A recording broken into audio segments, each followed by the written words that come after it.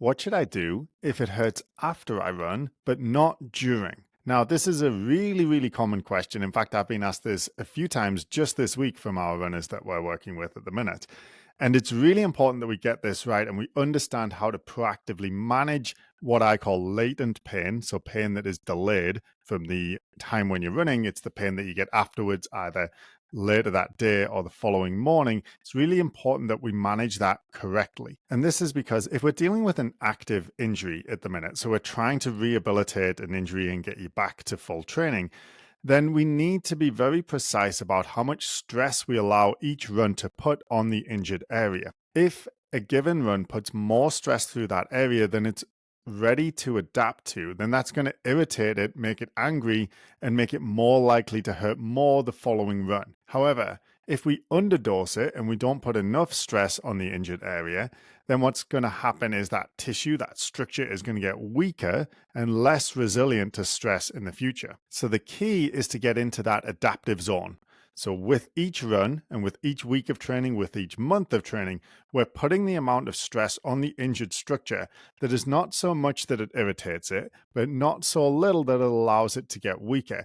Just the right amount is going to allow it to become more resilient, stronger, and less sensitive. And this is why we manage any pain that we experience very precisely.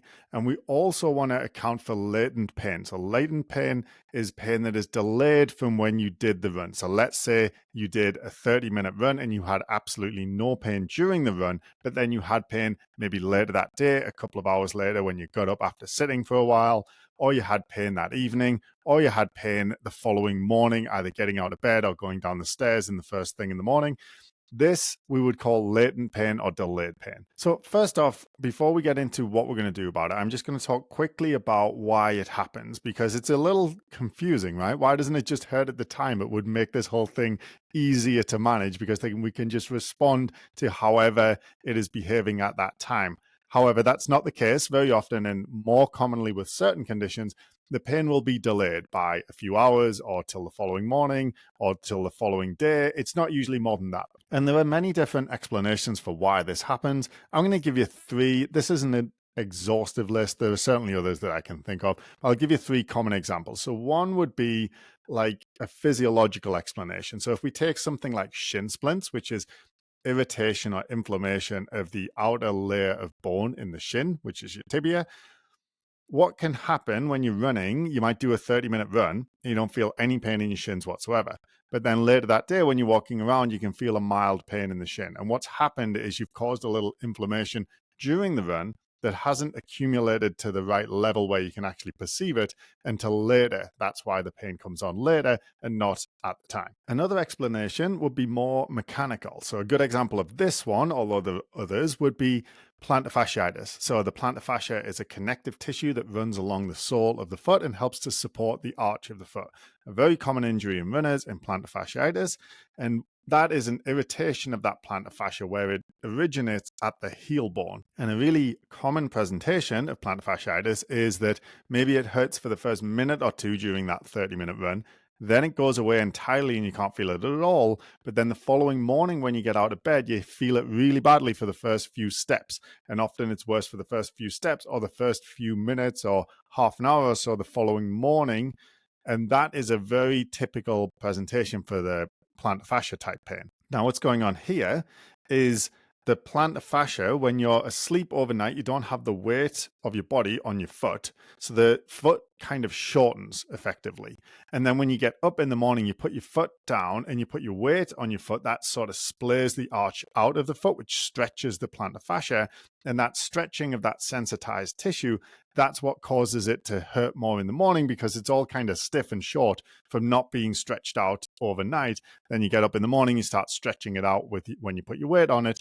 That's why it warms up again during the morning as you get it stretched out a little bit. It's not quite so shortened, and then it won't hurt as much. And then another one is a little more abstract to wrap your head around, but it's very much a real thing. And that's that you can have a sort of psychological component to why the pain might be delayed. So a good example of this would be like a soldier in a war. So what they found quite often, apparently, this is really common, when soldiers are in a war zone, if they get shot, many of them either don't report it feeling very painful, or they don't report feeling any pain at the time, or some of them even make it back to like a safe area before they even know that they've been shot. Now, this seems kind of crazy, right? Because if I shot you right now, there's very little chance that you wouldn't notice, right? So you're almost certainly going to feel a ton of pain if you were to get shot as you sit there right now. So the difference here is context. So our brain and nervous system are always looking at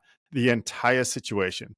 What information am I getting from what sources, and how do I make this into a sensible story? So when you're doing that 30-minute run, if your brain is somewhat distracted by the sights and the sounds and the kinesthetic receptors are going off to tell you that you're moving, and it has to coordinate those movements, and it has to upregulate your cardiovascular system. It has to mobilize glucose from glycogen.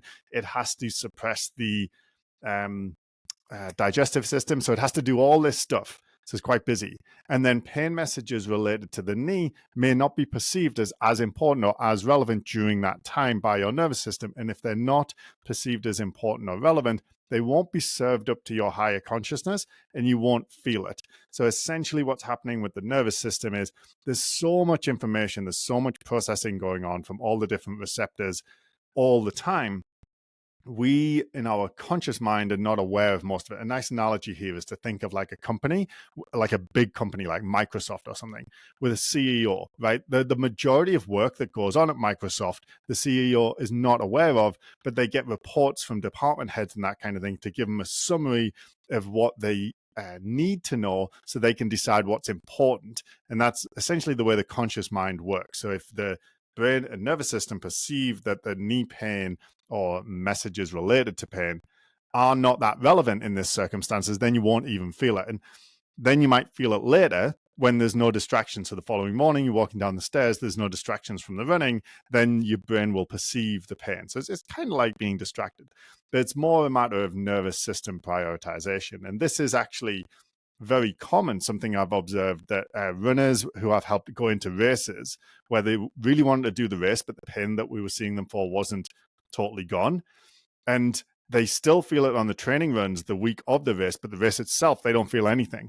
And then when they do the training runs the following week, it's back, right? So this is quite common. And because the nervous system is prioritizing what is like important, it decides that on race day, it's not as important that you feel it. So sometimes you don't feel it. Now, as I said, you could think of, 5 or 6 more explanations for why the pain comes on delayed, but it doesn't really matter, because essentially what we want to know is, what are we going to do about it? And the overarching principle here is to treat latent pain, treat delayed pain exactly the same way as you would treat it if it had happened during the workout, during the run itself. And that is, we're going to apply our traffic lights. So just to quickly recap the traffic lights, we've got green pain. Green pain is mild, no big deal, 1, 2, 3, or 4 out of 10.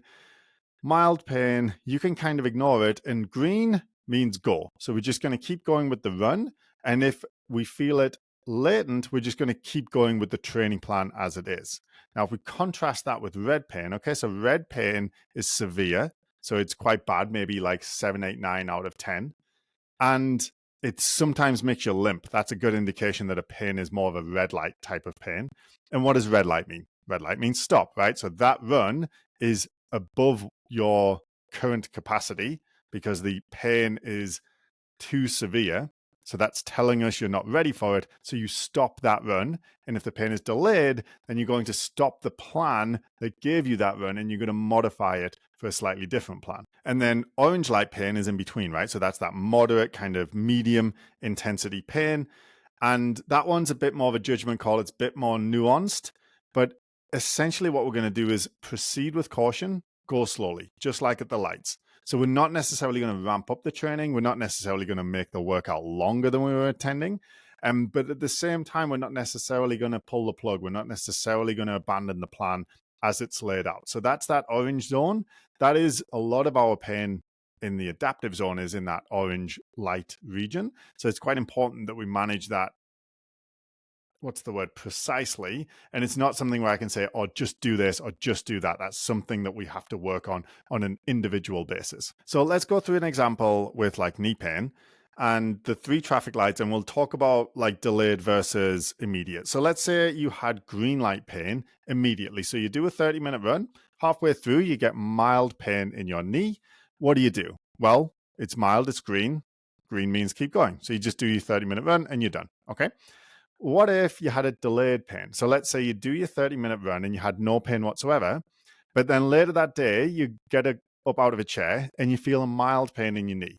And maybe the following morning, you're walking down the stairs and you feel a mild pain in your knee. Okay, well, the pain is still mild, so it's green. And what does green mean? It means keep going.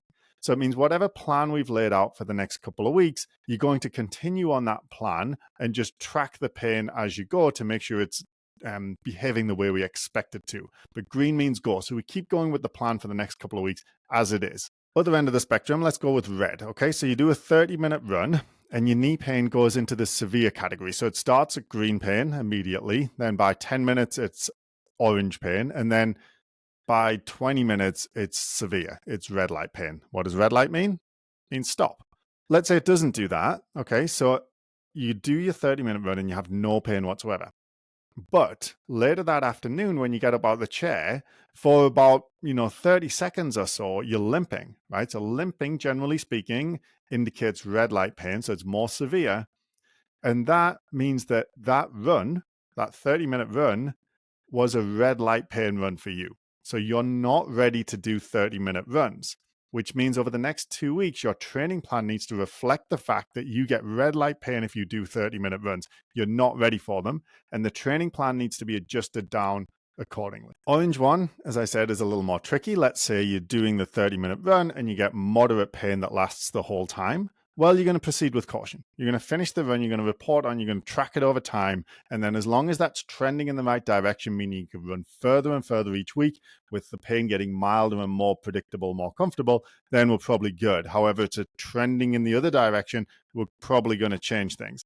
And the same situation would apply if it was delayed. So say you did the 30-minute run, no pain at all, but the next morning you're walking down the stairs and you feel some orange light pain. Right? It's moderate. It's not making you limp or anything. It's not bad, but it's not like mild. It's definitely noticeable.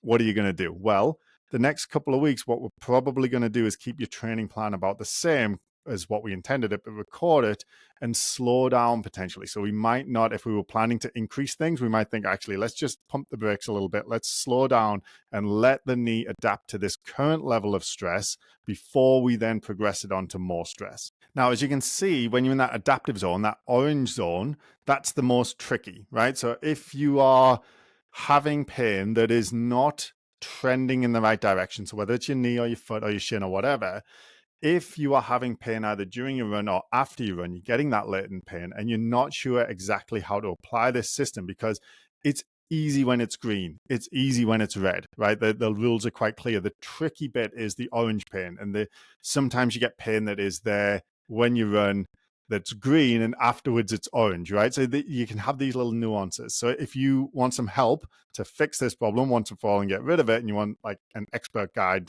that's done this a million times, then we'd love to talk to you. Just click the link in the description, book a free call. We'll have a chat about exactly what's going on with it and then what your goals are, what it's stopping you doing, and then we'll see if we're a good fit to help you with it.